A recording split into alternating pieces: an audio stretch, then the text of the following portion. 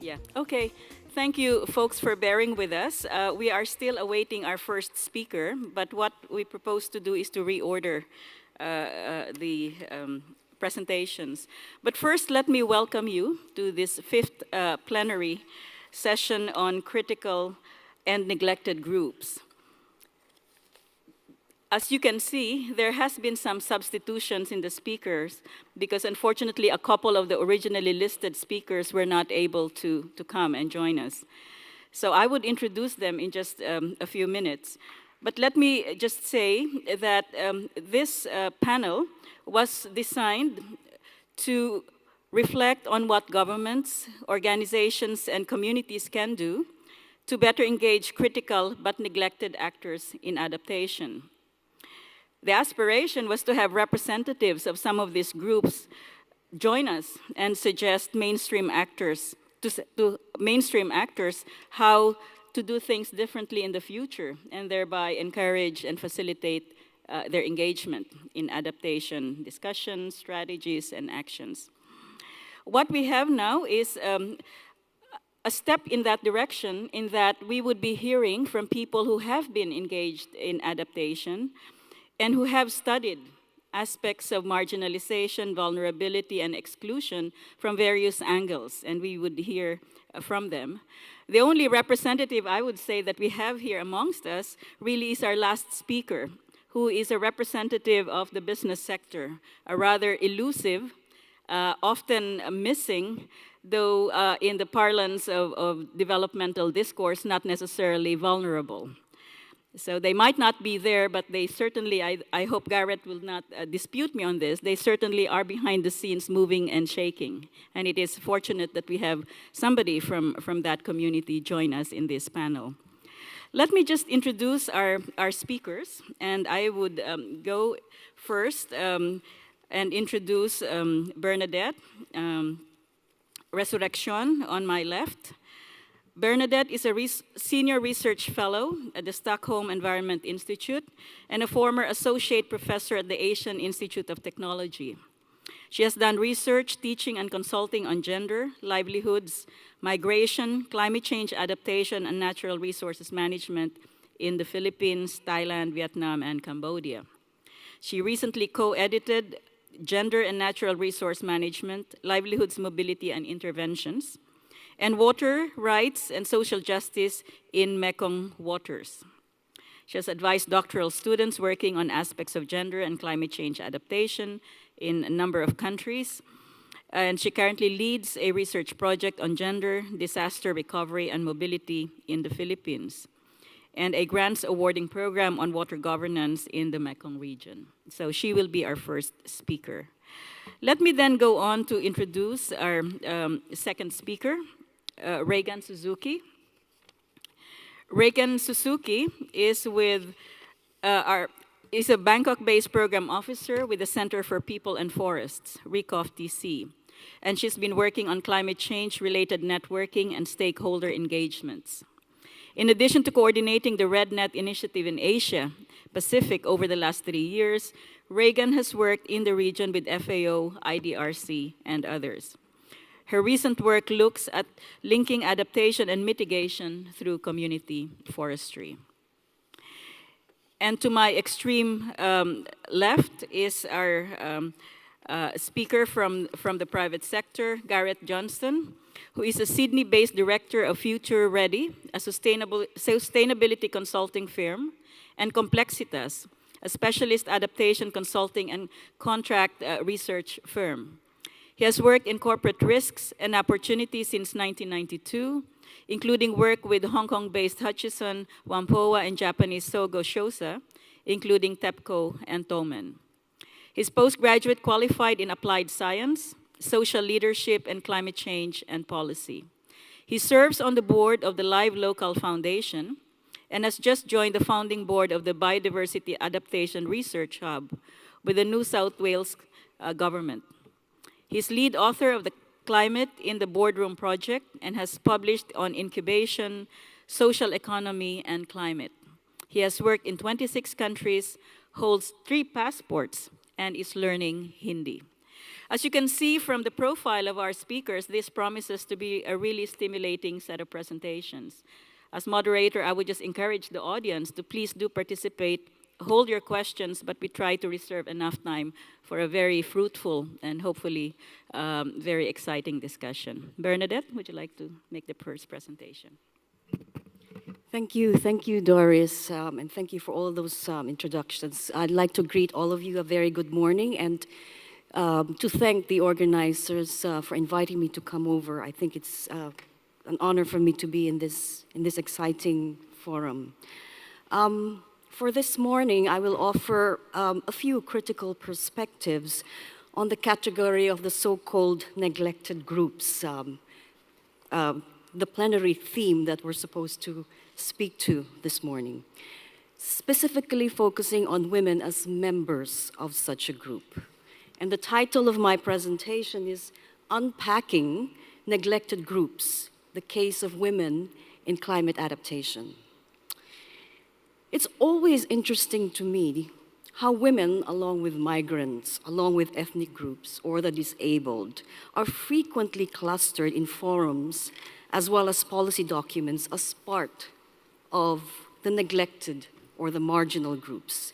And in the current climate change lexicon, sometimes referred to as vulnerable groups. I ask myself whether this category is truly helpful or whether it actually hides more than it reveals. In thinking about neglected groups, I'm actually reminded of the words of the anthropologist Anat Singh, who said, "To define particular groups of people as neglected, or shall we say marginal, is not simply to describe that group, but to actually deploy a language of power. This means creating a specific category of people and to represent and frame them in particular fashion, as often powerless, disadvantaged, and facing huge odds, neglected by those sitting in powerful positions and places and institutions who are assumed to be able to potentially alter these women's lives."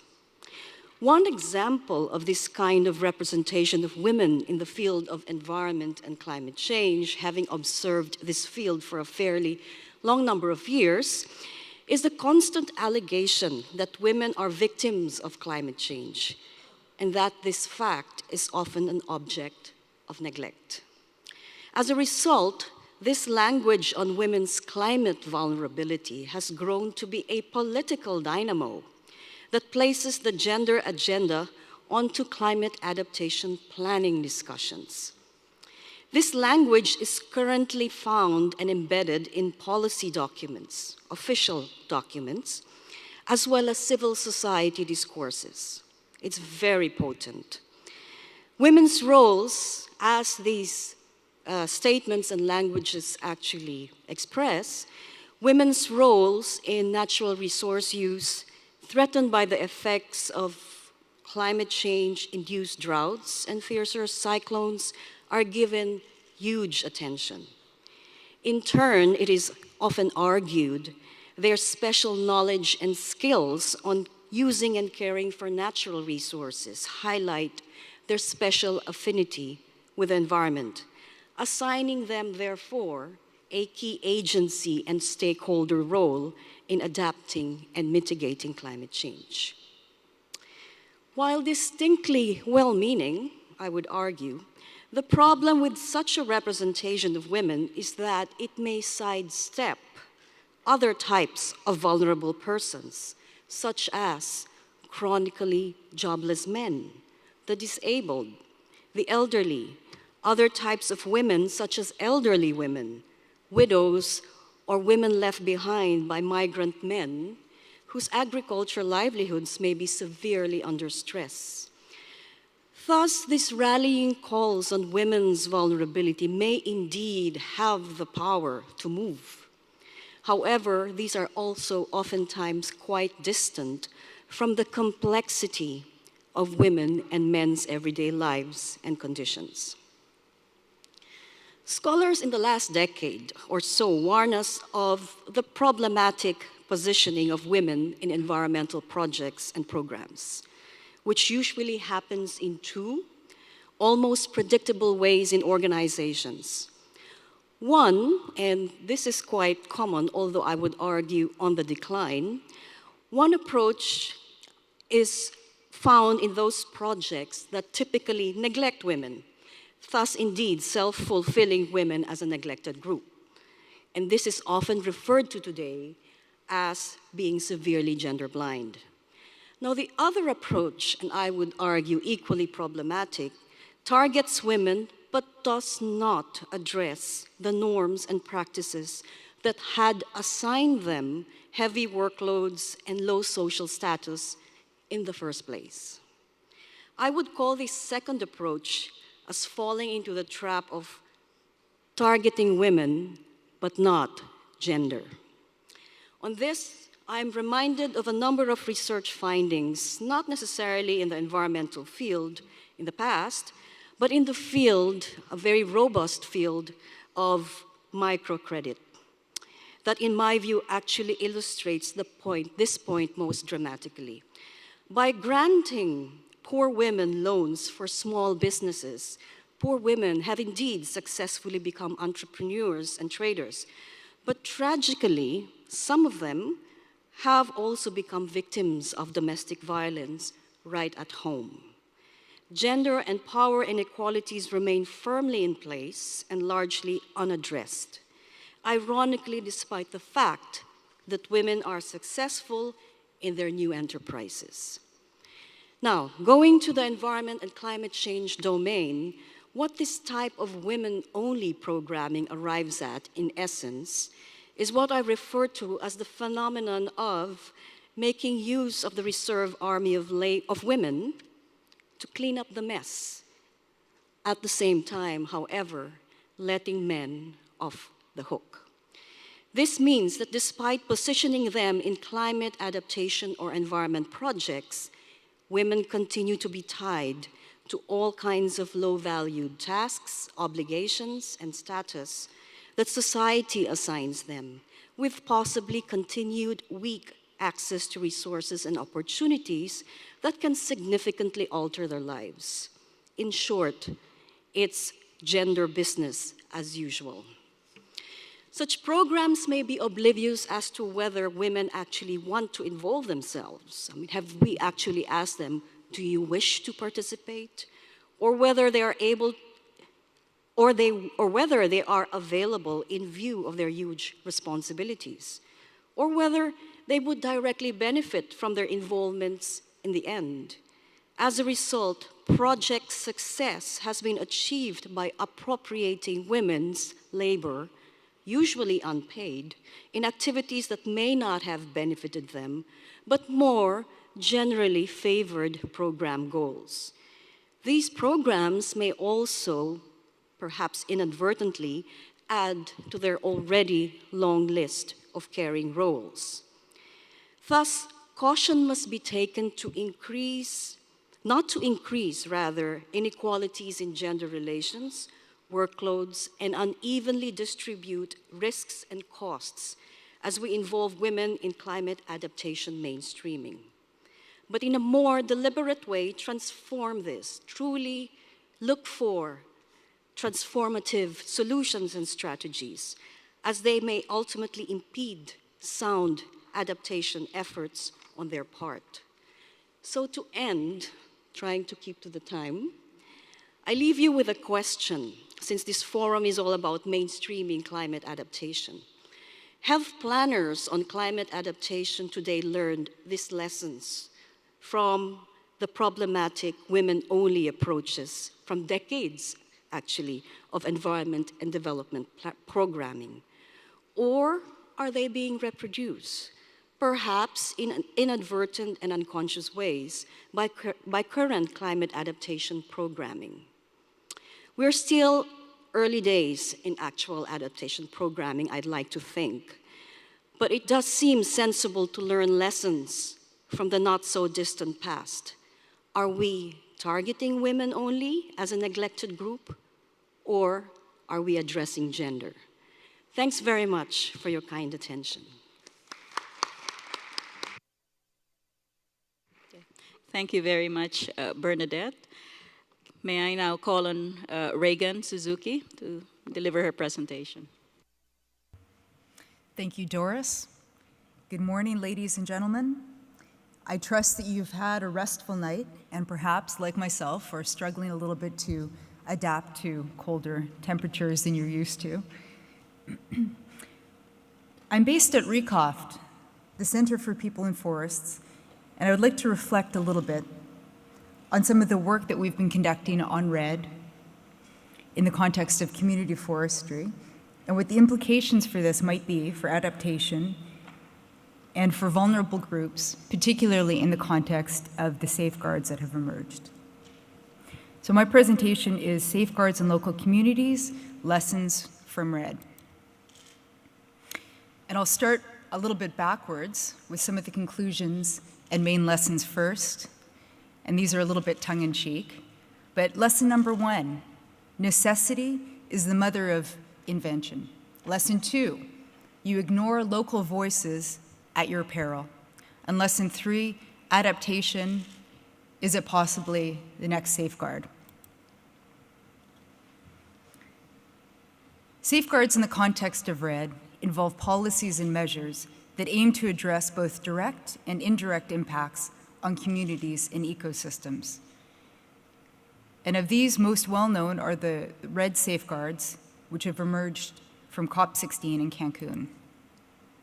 Without going through these in detail, the ones that are most pertinent to the topic are B, transparent and effective national forest governance structures, C, respect for the knowledge and rights of Indigenous peoples and members of local communities, and D, the full and effective participation of relevant stakeholders, in particular Indigenous people and local communities. So of the 7 key REDD-related safeguards, you'll see that at least 2 or 3 of them are very much targeted and interested in the rights of what would otherwise be seen as vulnerable groups. So why is it that mitigation and REDD has safeguards? Some of the key reasons are that REDD is drawing, or will draw, at least some of its financing from the market. And concerns over the potential profitability have led to fears, in some cases fears that have been realized, of carbon cowboys or efforts by the state to re-centralize natural resource management. And whereas the last several decades have seen a devolution of forest management, of natural resource management, the potential significant funds associated with REDD might lead to a reversal on this, and we're seeing greater central state control.